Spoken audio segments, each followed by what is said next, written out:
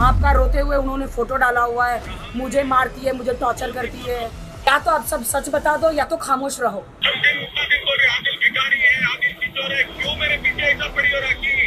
मैं मेरा घर का झगड़ा रास्ते पे नहीं लाना चाहती आदिल।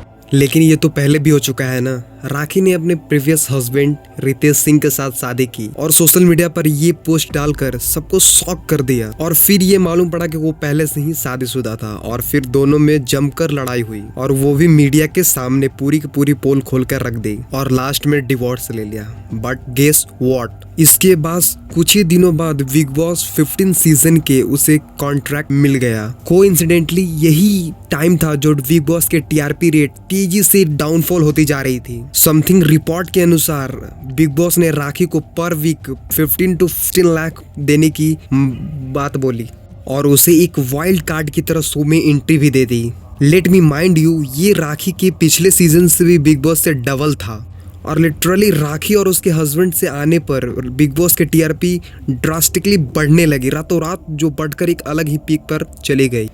सो बिग बॉस जो शो है वो उसके टॉप 15 जो उसकी सीजन थी वो टॉप मोस्ट व्यूड सीजन बन चुकी थी।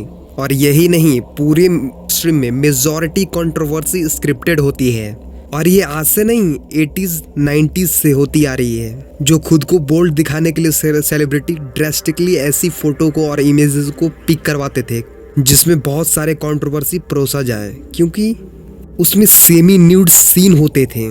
जैसे ममता कुलकर्णी, इनके अर्ली फेजेस में इनके लीड रोल तो दूर, इन्हें कोई फिल्म भी ऑफर नहीं करता था। तब फिर उन्हें एक फोटोग्राफर जिनका नाम जयेश शेट्टी था, उन्होंने इन्हें अप्रोच किया फोटोशूट के लिए।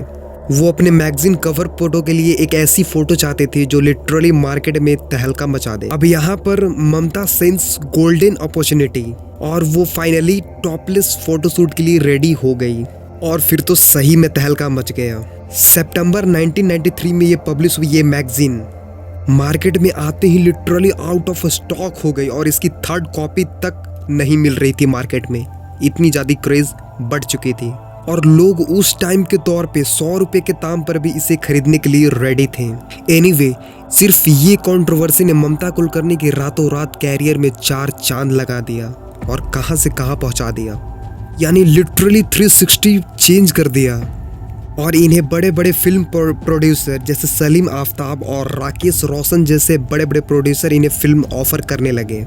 अब अगर बात करें स्मॉल स्क्रीन्स की, तो यहाँ पर भी सेम यही कंडीशन को अप्लाई किया जाता है। मतलब आप अगर इन सेलेब से बनी हेडलाइंस और इनको मिली प्रोजेक्ट को टाइमलाइन को देखोगे तो क्लियरली शो की कंट्रोवर्सी जितनी बड़ी होगी उतना ही बड़ा होगा इनका करियर फ्यूचर। उदाहरण के तौर पर राहुल महाजन को ही ले लो, जो अपनी बीवी को फिजिकल हैरेसमेंट करता था और मीडिया में एक टाइम पर ये बहुत ज्यादा ही हॉट टॉपिक बन चुका था, जिसे देखो जहां पर देखो मीडिया में बस यही खबर चल रही थी। लेकिन इस नेगेटिव चीज से भी राहुल महाजन को इतना ज्यादा फेम मिला कि उसे नेक्स्ट वीक ही बिग बॉस शो में इसे एंट्री मिल जाती है, जहां पर उन्हें अकॉर्डिंग टू सम रिपोर्ट पर एपिसोड के लिए उन्हें 3 से 4 लाख पर एपिसोड दिया जाता था। इनफैक्ट इसके कुछ दिन बाद उनका करियर ऐसे बूम हुआ जैसे मानो कोई रॉकेट यहाँ से उड़े, क्योंकि कुछ टाइम बाद ही उनका स्वयंवर तक प्रोड्यूस किया गया। And I don't need to mention ये कितना बड़ा करियर बूम था। तो ऐसा ही होता है एंटरटेनमेंट इंडस्ट्री में, डार्क जहाँ तक इनकी आधी रियलिटी और आधी स्क्रिप्टेड होती है,